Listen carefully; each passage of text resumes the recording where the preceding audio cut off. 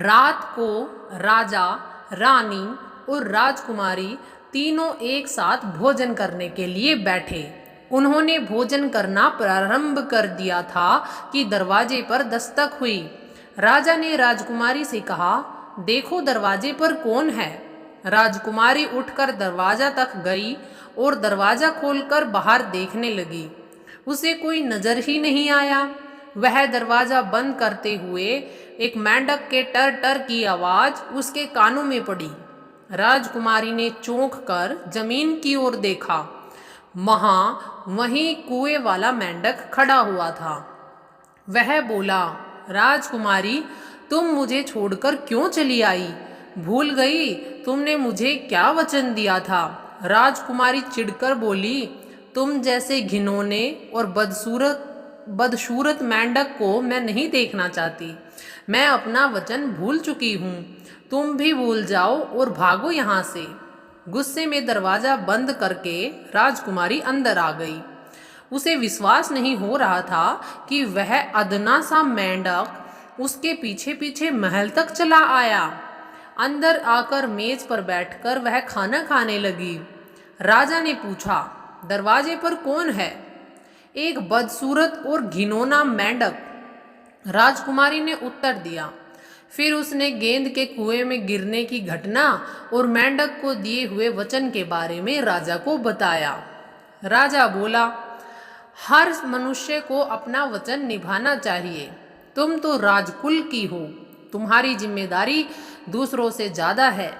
तुरंत जाओ और दरवाजा खोलो, मेंढक को अंदर लेकर आओ और अपना वचन भी निभाओ।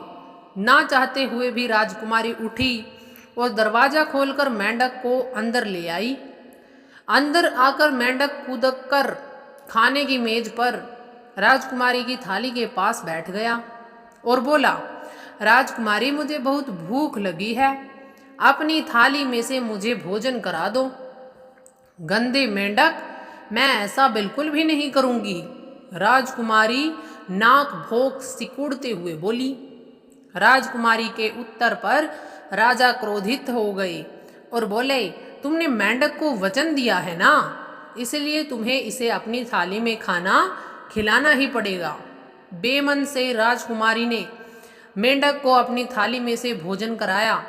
मेंढक खुश हो गया।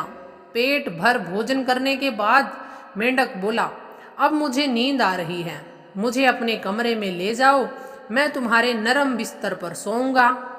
राजकुमारी मेंढक को छूना भी नहीं चाहती थी, किंतु राजा के डर से वह उसे उठाकर अपने कमरे में ले गई।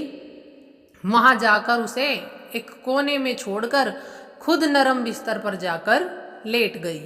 मेंढक बोला, राजकुमारी, मैं भी थका हुआ हूँ, मुझे भी अपने बिस्तर पर सोने दो। राजकुमारी का गुस्सा बढ़ चुका था। वह उठी और उसने मेंढक को उठाकर दीवार पर फेंक दिया और बोली, तुम ऐसे ही चुप रहोगे। दीवार की टकराकर मेंढक नीचे गिर पड़ा। उसकी हलचल बंद हो गई। यह देखकर राजकुमारी डर गई।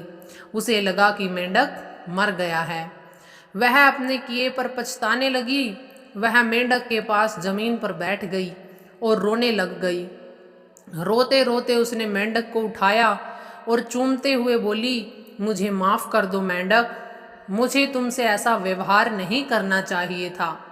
तभी अचानक एक चमत्कार हुआ और मेंढक एक राजकुमार में बदल गया। अपने सामने राजकुमार को देख राजकुमारी चकित रह गई। राजकुमार ने उसे बताया कि वह वन देवी के श्राप के कारण मेंढक बन गया था। आज वह श्राप टूट गया है और वह अपने असली रूप में आ पाया है। राजकुमार ने राजकुमारी को अपने मेंढक की कहानी सुनाई। मैं बहुत कठोर स्वभाव का था। निरीह प्राणियों के शिकार में मुझे बहुत आनंद आता था। एक दिन वन में शिकार करते हुए वन देवी ने मुझे रोका तो मैंने उसका निरादर किया। तब वन देवी ने श्राप देकर मुझे मेंढक बना दिया। वह जानती थी कि निरीह प्राणियों पर क्या गुजरती है, तो वह अब मैं समझ चुका हूँ। जब सांप जैसे जीवों के कारण खुद मेरी जान पर बन आएगी, मैं पछताने लगा और क्षमा मांगने लगा।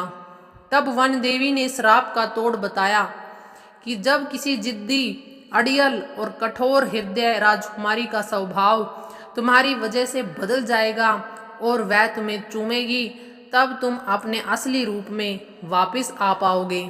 आज तुम्हारा हृदय मेरे प्रति दया से भर उठा और तुमने मेरे लिए आंसू बहाते हुए मुझे चूम लिया, तो मैं अपने असली रूप में आ गया। तुम्हारा बहुत धन्यवाद। आशा है अब से तुम दयालु और कोमल हृदय ही रहोगी। राजकुमार की कहानी सुनकर राजकुमारी की आंखें खुल गई और उसने निश्चय किया कि अब वह किसी भी प्रकार का किसी का भी निरादर नहीं करेगी और दयालु बनेगी। राजकुमार राजकुमारी से प्रेम करने लगा। उसने उसके सामने विवाह का प्रस्ताव रखा। राजकुमारी ने यह प्रस्ताव स्वीकार कर लिया। राजा रानी के सामने आशीर्वाद से दोनों का विवाह हुआ और दोनों खुशी खुशी रहने लगे। धन्यवाद दोस्तों, आपको यह रोमांचक और मनोरंजन कहानी कैसी लगी कमेंट बॉक्स में ज़रूर बताना, और अगर चैनल पर नए हैं तो चैनल को लाइक, शेयर और सब्सक्राइब कर देना। धन्यवाद।